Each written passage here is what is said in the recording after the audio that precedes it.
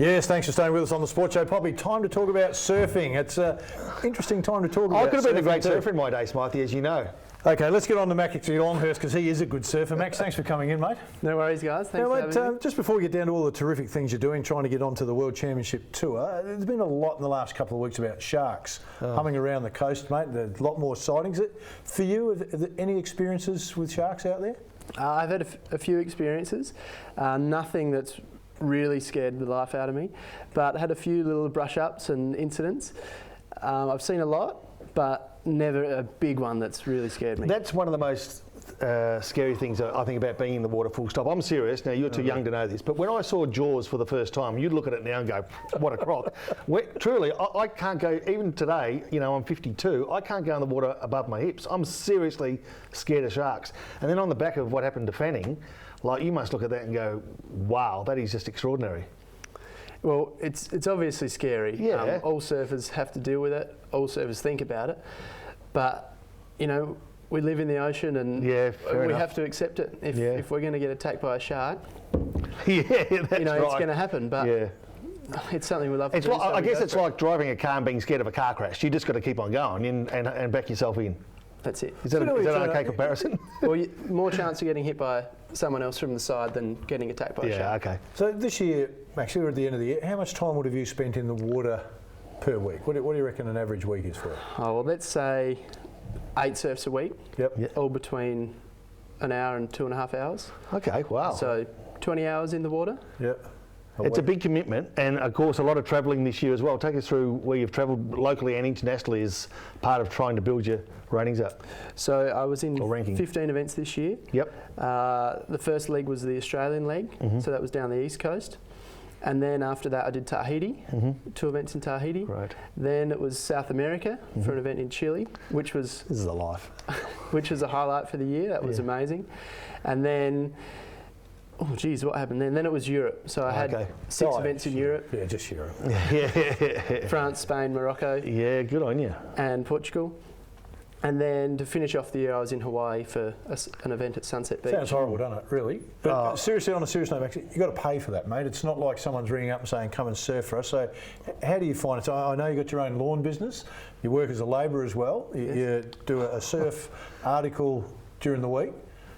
And you're trying to get your rankings up to get on the world tour. Do you sleep at all? It's important to sleep. So what about sponsors for you though? You've got to have them. Have you got some good ones? Ion's my major sponsor. Yep.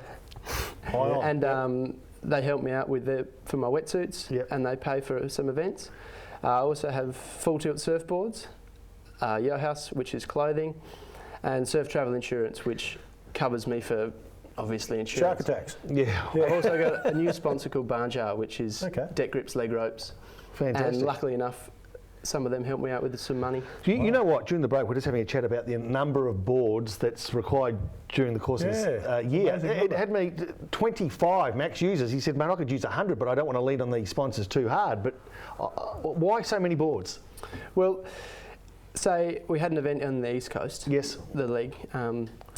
It's in the summer, so you're talking waves that are hip high. Yep. Then a week later, I was in Tahiti, and it was 6 to 10 foot waves. Yeah. You can't use in high performance surfing. You can't use the same surfboard for hip high waves. I just didn't realise so many variances though in the board. So the conditions obviously determine the board used, but the conditions obviously means 25 plus options. Yeah.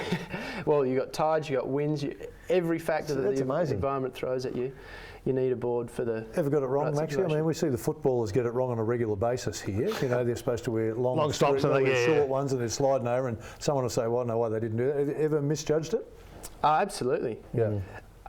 Especially when airlines don't deliver your surfboards. That makes it really hard. Tough, But, I've misjudged it, and breaking boards in a heat. And there's always something that's trying to stuff you around. What gets me is that the competitiveness at the top end must be amazing, because it's a sport that's ruthless. I dare say the top 2 or 3% probably are making a good living out of it. The rest, and you're down, about 280s, so you really want to climb that into the top hundreds. Is the top hundreds the goal for what reason? You personally, is it a financial reward for that?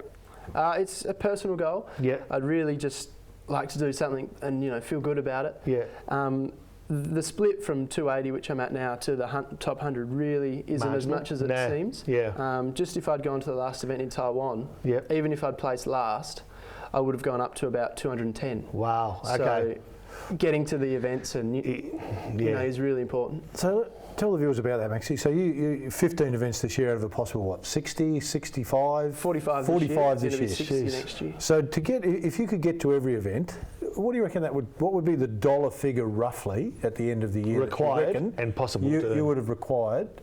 If you didn't earn anything, you just had to get to 60 events to get your point ranking up. What do you reckon that would cost you? Well, you can't get to every event. No, so that's impossible. It's not possible. Yeah. Okay, so now you've got to pick the ones you want to get to. You can get to about 30. Okay.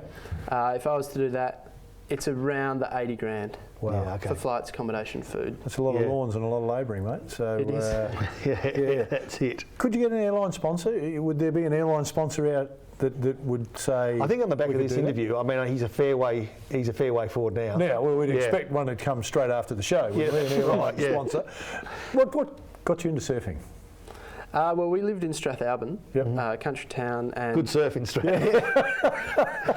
You're not far from where are you?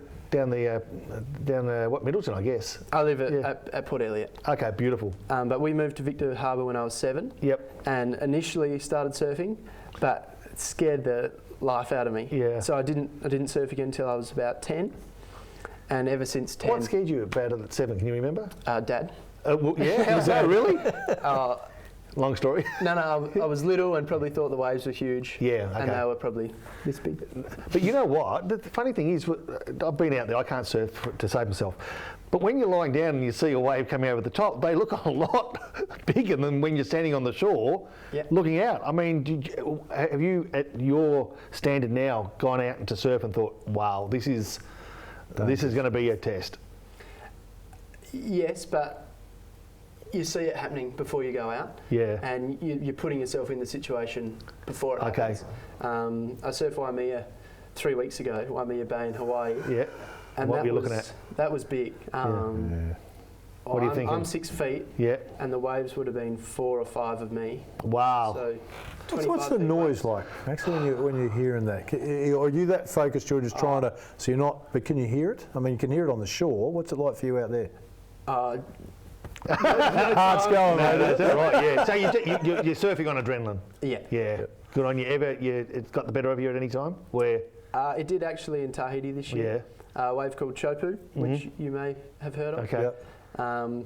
I really kamegatsu and got cheese grated my whole back, right, my face, everything, and then had to go ashore and face the limes.